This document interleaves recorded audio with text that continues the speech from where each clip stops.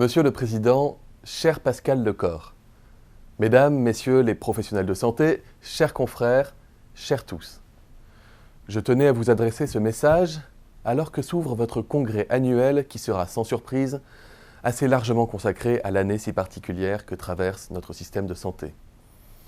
Avant toute chose, je veux vous dire toute ma gratitude parce que dans les différentes disciplines que vous exercez, vous avez été pleinement mobilisés pour affronter une épidémie qui s'est abattue sur la France avec une violence inouïe. Pour cela, je veux vous dire un très grand, un immense merci. Nous devons toutes et tous rester extrêmement vigilants parce que cette épidémie, dois-je le rappeler, n'est hélas pas derrière nous. Si la prudence est plus que jamais de rigueur, le ministère des Solidarités et de la Santé ne s'est pas arrêté et des actes forts ont été posés récemment qui vont changer la vie à l'hôpital. Dès le déconfinement, nous avons lancé le Ségur de la santé. Et ce moment de dialogue social très ambitieux a abouti à des accords, signés d'ailleurs par le SNP-HPU. Des accords qui revalorisent dans des proportions inédites les soignants. Alors vous reviendrez très certainement au cours de vos échanges sur les réussites de la gestion de cette crise. Il y en a eu, et sur les réussites plus relatives, il y en a eu aussi.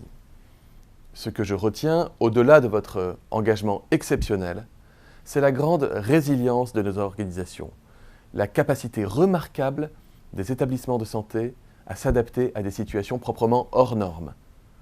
Quand la situation est hors norme, on s'affranchit précisément de certaines normes, de certaines procédures. Il ne faut pas faire autre chose. Le Ségur de la santé a regardé en face cette réalité extranormée dans la vie des hôpitaux. La simplification, tout le monde en parle depuis des années, c'est une arlésienne, qui restera une arlésienne si elle ne trouve pas de la confiance réciproque pour la rendre possible et des énergies pour la faire vivre. Vous voulez simplifier ? Simplifiez. Je veux ouvrir la porte aux initiatives, je veux que l'on puisse donner davantage de marge de manœuvre aux établissements parce que ce qui ne pouvait pas être fait avant la crise a dû être fait pendant la crise. Pouvoir faire ce que l'on doit faire, voilà un peu l'éthique que je veux porter en matière d'organisation. Et c'est ce que nous avons défendu avec le Ségur. Mesdames, Messieurs, je sais que les pharmaciens hospitaliers sont nombreux parmi vous. Je ne voudrais pas éluder les difficultés spécifiques que vous avez pu rencontrer ces derniers mois, notamment en matière d'approvisionnement. Les situations de tension, de rupture d'approvisionnement en médicaments, elles ne sont pas nouvelles.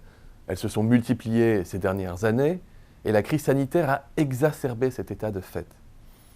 L'État a mis en place une régulation sur 5 molécules pour améliorer les perspectives d'approvisionnement des médicaments les plus sensibles et pour assurer l'allocation la plus soutenable et la meilleure gestion possible des ressources critiques. Aujourd'hui, cette régulation n'existe plus et les hôpitaux sont libres d'acheter ces médicaments. Nous avons, en parallèle, constitué un stock de sécurité qui permet de couvrir les besoins pour presque 30 000 malades. Par ailleurs, je rappelle que le ministère a mis en place une feuille de route destinée à lutter contre les pénuries du médicament et qu'un retour d'expérience est en cours pour ajuster les objectifs et les modalités d'action. S'agissant de l'obligation de stockage des médicaments, décidée en loi de financement de la sécurité sociale pour 2021, le décret d'application est en voie de finalisation.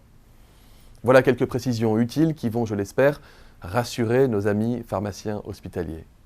Je vous souhaite à toutes et à tous, chers confrères, un congrès riche, un congrès constructif dans cette belle ville de Nantes.